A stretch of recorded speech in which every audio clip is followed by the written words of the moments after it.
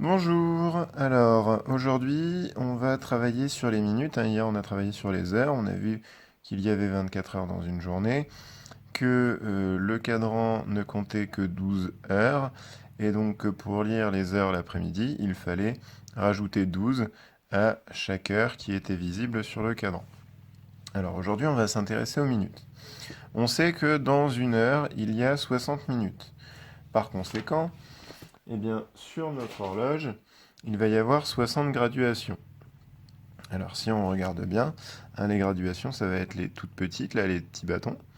Et notre horloge va être découpée par tranches de 5 minutes. Donc si on regarde bien, si on part du triangle qui correspond à la marque 0, eh bien on va se décaler progressivement. On va faire 1 minute, 2 minutes, 3 minutes, 4 minutes et 5 minutes.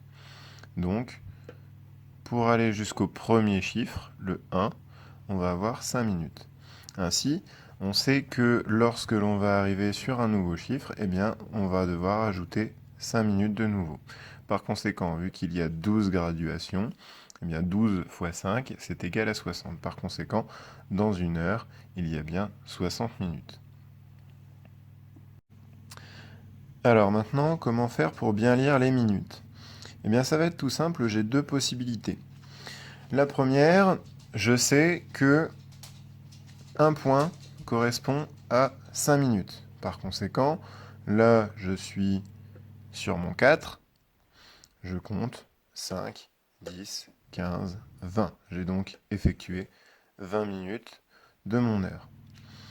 Deuxième possibilité, eh bien, je sais que chaque point correspond à 5 minutes, que là, je suis sur mon 4, donc 4 fois 5, c'est égal à 20. J'ai donc effectué 20 minutes de mon heure.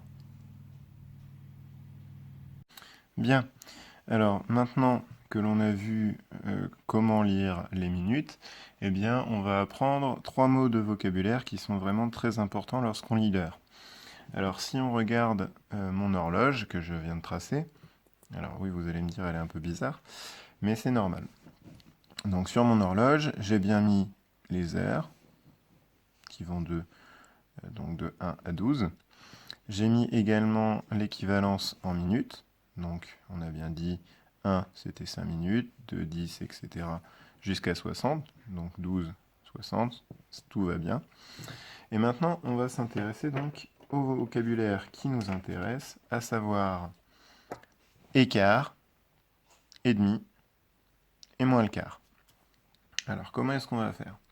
On va imaginer que mon horloge c'est une pizza. Je la coupe en 4 et j'obtiens donc 4 parts. Dans un premier temps, j'ai un petit peu faim, je commence à manger une première part. Je mange donc 15 minutes de mon horloge, de mon heure, ce qui fait que j'ai mangé un quart, une part sur 4 de mon heure. Par conséquent, il est 1 heure et quart et 15 minutes. Ensuite, j'ai de nouveau faim, donc je reprends une deuxième part. Donc j'aurais mangé ma première part bleue, et là je mange une deuxième part. Ce qui fait que, si l'on regarde bien, j'ai mangé la moitié de mon horloge. Ainsi, je peux dire que j'ai mangé un demi de ma pizza. Donc, j'ai fait une demi-heure. Dernière chose, j'ai encore faim après mes 2 parts de pizza, donc j'en prends une troisième. Je reprends donc 15 minutes, et ainsi j'ai mangé 3 parts sur 4. Donc j'ai mangé 3 quarts d'heure. Mais lorsque je vous ai donné le vocabulaire, j'ai bien dit qu'il était moins le quart. Alors pourquoi est-ce qu'on dit qu'il est moins le quart et qu'il n'est pas 3 quarts? Eh bien tout simplement parce que ici, si je regarde bien, il me reste encore une part qui n'est pas mangée. Et pour effectuer 1 heure supplémentaire, eh bien, il faut que je mange encore une part. Donc j'aurais bien effectué 1 heure moins le quart que je n'ai pas mangé.